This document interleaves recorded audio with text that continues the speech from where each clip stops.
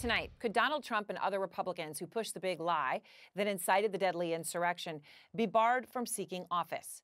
This is the hope of a group of lawyers who are now arguing in the state of North Carolina that Congressman Madison Cawthorn should not be able to seek re-election under Section 3 of the 14th Amendment.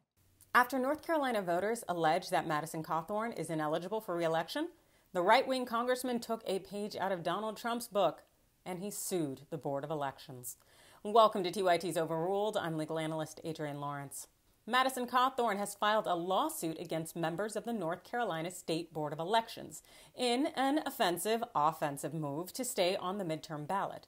The congressman, who currently represents the 11th district in North Carolina, seeks to run for the 13th district in December. But there's a group of 11 voters seeking to block his play. Those North Carolina voters petitioned to the State Board of Elections to disqualify Cawthorn from running because of his involvement in the January 6th insurrection on the U.S. Capitol. The voters are arguing that Cawthorn cannot hold office because Section 3 of the 14th Amendment forbids anyone who has engaged in insurrection or rebellion against the United States. Instead of engaging the State Board of Elections and proving that essentially he was not involved in the insurrection, Cawthorn basically is avoiding the issue by suing each of the 6 election board members in federal court.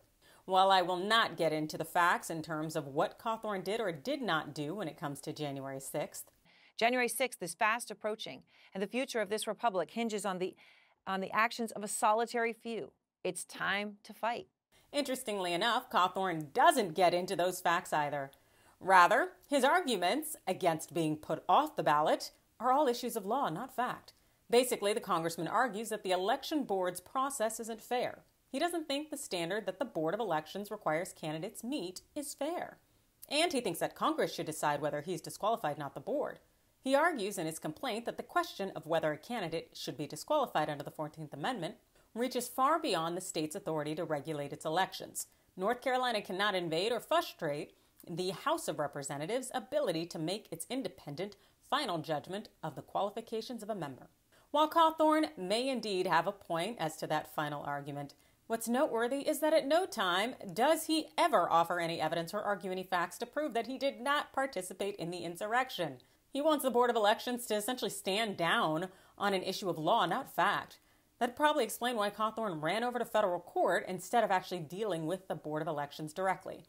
Cawthorn likely figured that he'd have a better chance of maybe strong-arming the board and making this challenge go away if he gets the right judge.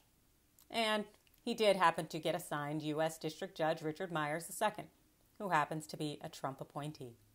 How do you think Cawthorn's lawsuit ultimately will shake out? Do you think that the Board of Elections will go ahead and ultimately dismiss the challenge or maybe even stand its ground and force Cawthorn to prove that he wasn't a part of the insurrection? You let me know in the comments below. Hit that like and follow button, and thanks for watching.